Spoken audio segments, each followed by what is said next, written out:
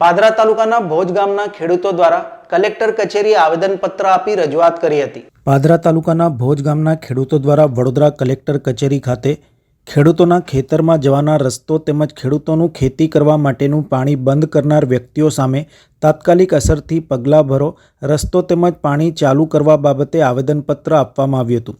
વડોદરા જિલ્લાના પાદરા તાલુકાના ભોજ ગામમાં રિનોવેશન કામ અને સ્મશાનનો વિસ્તાર મોટો કરવાના લીધે થઈને ગામથી ખેતરમાં જવાનો રસ્તો બંધ કરી દીધેલ છે। જે સ્મશાનનું રિનોવેશન થાય તેમાં ગ્રામ્યજનોને કોઈ જ વાંધો નથી અને ખેડૂતોને પણ કોઈ પણ પ્રકારનો વાંધો નથી। સ્મશાનની દિવાલ બનાવવામાં પણ અમને કોઈ જ વાંધો નથી, તેમાં અમારી કોઈ પણ જાતની રોકટોક નથી। અમારી મુખ્ય માંગણી એ છે કે અમને ખેતરમાં આવવા જવા માટે રસ્તો કરી આપવામાં આવે તેવી માંગણી સાથે આજરોજ વડોદરા જિલ્લાના પાદરા તાલુકાના ભોજ ગામના ખેડૂતોએ કલેક્ટર કચેરી ખાતે આરએસીને આવેદનપત્ર આપી રજૂઆત કરી હતી। આજે અમે ભોજ ગામના ખેડૂતો તાલુકો પાદરા અને ન્યાય માટે કલેક્ટર ઓફિસે આવ્યા છે।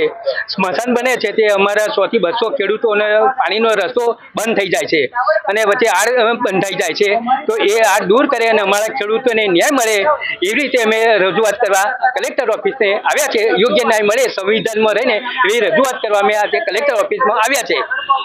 શું રજૂઆત કરી તમે કલેક્ટર?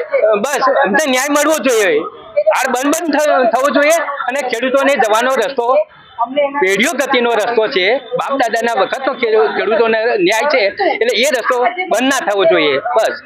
શું નામ આપણું? તરજાભાઈ પી પરમાર।